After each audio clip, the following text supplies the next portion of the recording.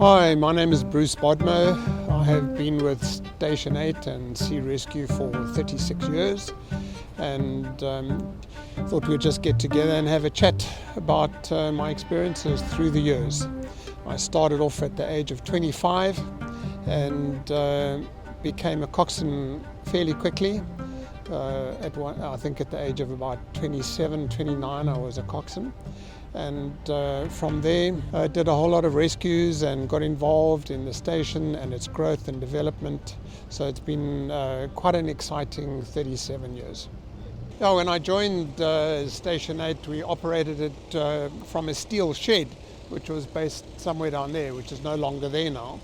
And in there we had an 8-meter rescue boat with no toilets. So it was quite challenging, especially the cold nights and the calls at night.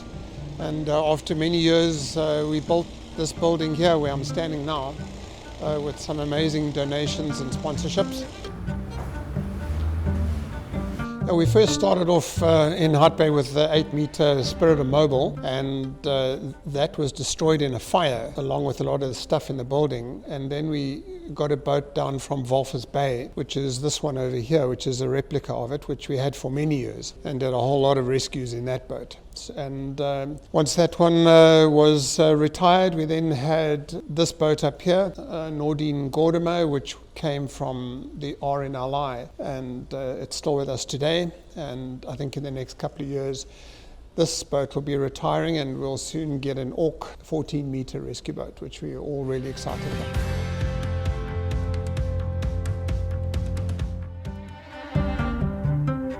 Okay, so this is the Bodmer, the 10-meter rescue boat that we're currently using. It served us really well, and we've done many rescues in this boat. And I thought I'd just share with you one of the stories of one of my first rescues when I was probably 29 years old, or just quite young in the station. The yacht's name was called Skedaddle, and this was in 1987, and I was quite a new coxswain. This yacht with, I think, 7 people on board, the rudder got jammed over in an horrific storm out at sea, and we were called to go and assist about 7 miles off Cape Point. And by the time we reached there, most of my crew were seasick. It was really just me manning the boat and everything, and we managed to get a tow connected. And we then started to tow back to Hart Bay. But the conditions were so bad that the tow line parted a number of times. In one particular instance, the yacht started drifting onto bellows, rocks, which could have been the end of the yacht. And somehow we managed to connect the tow, and we decided to go through bellows around Simonstown, and Simonstown came and helped us and towed the yacht safely back. We were out for about 8 hours. It was a baptism of fire for me, but we got through it, and it was a very interesting experience. Right, here we are on Rescue 8. Been in good service, it's in good shape, it's well looked after, and it looks small while we're up here, and out at sea it's actually even smaller in these huge waves. So, but it's really sturdy and does the job. Yeah, so up until we got the new boat, it was a big change for us, learning how to cope with a big 14-meter rescue boat and manning it, and all the electronic navigation systems that came with it. Obviously, in the early days, GPS wasn't around, and GPS made a huge difference to our safety out at sea. I remember going out in the fog looking for boats and yachts, and I was absolutely petrified because we had no GPS navigation systems. And that made a huge change to us when all of that came in terms of safety.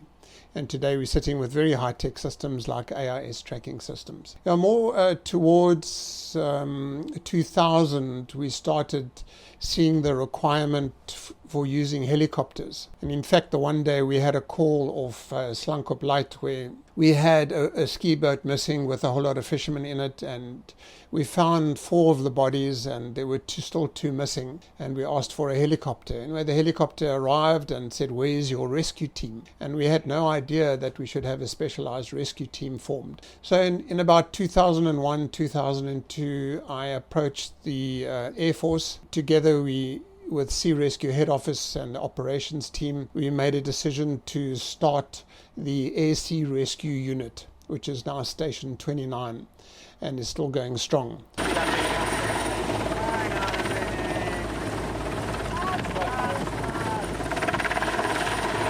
At that stage, we developed a number of stations around the coast, set up some SOPs and standards, and we even got some help from the United States Coast Guard in setting up all these procedures. It was great fun and a lot of hard work, and we did a number of rescues which proved that we really needed helicopters out at sea to be able to assist people.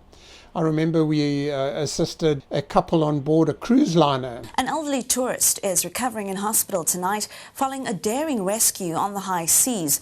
She and her husband were plucked from the deck of a luxury cruise liner, and the death-defying drama was caught on camera. I think she had a heart attack, and we went on board the cruise liner and we lifted the couple up into safety and took them to hospital.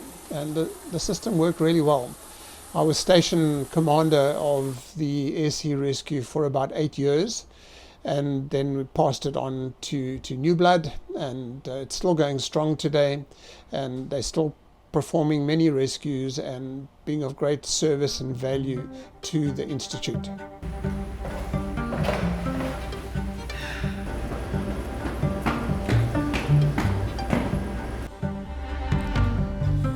Okay, so here we are at the pub, which is a favorite place to chat and remember all those good old rescues that we went through. I think the one that comes to mind here is this really coiled piece of rope there, which comes from the rescue of the beach house. It was a very heavy southeaster, probably running in the region of 50 to 60 knots, which is a very strong wind. And beach house was a massive sailing ship from the States, and they got caught in the southeaster. And my job was to go fetch them and bring them into Hout Bay Harbour in this huge southeasterly wind. We managed to find them out at sea and we brought them back into Hout Bay, and I couldn't stop the yacht from catching up on me. And the tow rope landed up coiling around the back of Beach House. I then called for help from Station-8, and they came along, and the rope snagged in Station-8's propellers. So we were in a really, really difficult situation here. And with a lot of force and pressure on the towing rope, the towing bollard snapped, and it snapped so loud and shot off into the air that we all got a huge fright. And eventually Pitt, my mate on the rescue boat, said, "That's it." And he took an axe and he cut, after the second attempt, he cut this huge tow line with 1 or 2 hits. It was so tightly strung, and cut the tow line, and just completely miraculously, the rescue boat and the beach house, which was a massive boat, drifted through the entrance of the harbour onto the ice tower jetty and knocked into it. It was unbelievable. And what a rescue, and it was probably one of my most difficult missions to do. Now, there are many rescues. I think, over the years, being involved for 36, 37 years, there are many things that we did. We spend most of our time training and preparing for rescues. And then when the rescues come, we rely on the training that we've had and the relationships that we've had with crew and the dependencies on each other, and we get the job done. You can't predict what a rescue is going to be like. They're never the same, but somewhere along the line, the basic training kicks in and we get the job done. Here are memorabilia from fires that we have assisted in, firefighting, from other calls that we have been involved in. And it's good to keep it. And it's I think it's great for the station. Okay, we were walking here towards the ops room, which has been revamped. We've redone and we've modernized, and we have computers and screens and radios and power systems, and it all works really well. And the job of the controller is a very important job, and they help us out at sea in making sure that we get all the right information in order to complete a successful mission. But I do want to talk to you about what it's like to join Sea Rescue. To start off, I think it's quite intimidating for trainees to come here saying, well, they want to get involved in Sea Rescue, and they don't really know what they're in for and whether they're going to cope and become a crew member and become a coxswain and stay on. And we really do need crews to join us. We need people to join us, become crew, and to become coxswains as the Institute grows. So I think my message to people who would like to join is you need to try it out and see if you like working on board boats and enjoy the challenge of rescue. The important thing is that you need to have a willing attitude. You need to have a willing attitude to be able to get on with other volunteers and get the job done. The training is intensive. You need to spend about a year being a trainee and learning all the different skills, for example, rope work and helming and medical aid and navigation, etc.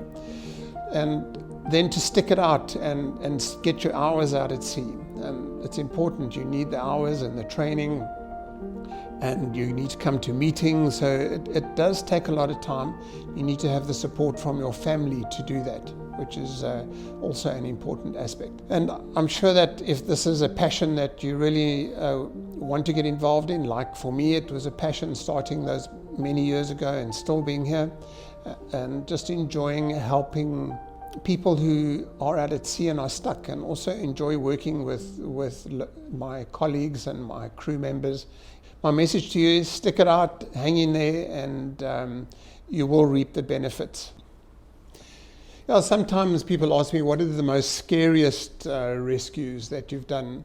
And I think it's those rescues where you got a knot in your stomach and you weren't too sure that you were going to come back. They make you think quite a lot about yourself and your capabilities, and just the fact that life can be short. And I think some of them I remember quite clearly in our Spirit of Mobile, the first rescue boat. We got a call the other side of Chapman's Peak where a ski boat had capsized in a freak wave.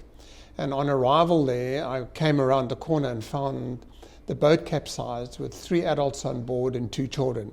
My heart nearly stopped. I didn't know what to do. So we swam a rescue swimmer to try and connect a line to the capsized boat, because we couldn't get in there because the waves were breaking. And I was just thinking about these people as to how can we help them? How can we get them back safely without any loss of life? It was a real challenge. We swam, in fact, 2 rescue swimmers.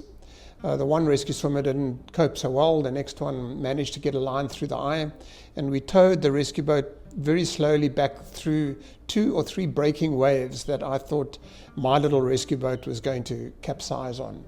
We managed to get through the waves and out into slightly calmer water where the people were still hanging on, I was absolutely amazed. They were still all okay. We managed to get them on board the rescue boat and bring them home safely. Yeah, it does make you think. Sometimes it's not for the faint-hearted. You do get scares, and I think with the good training that we get, that kicks in and we get the job done. I think to this point in time, Sea Rescue Hout Bay Station-8 has had an exceptionally good record. We have had no injuries for crew. We've lost no one. So the station has done extremely well. I think the last call that we did here was an informal fishing boat that collided at night with a ski boat, and the captain was thrown overboard and was injured too badly and didn't make it. And we searched and searched and searched, and we'll do our absolute and utmost to try and find everyone that goes missing and bring everyone back safely. Yeah, that's our story.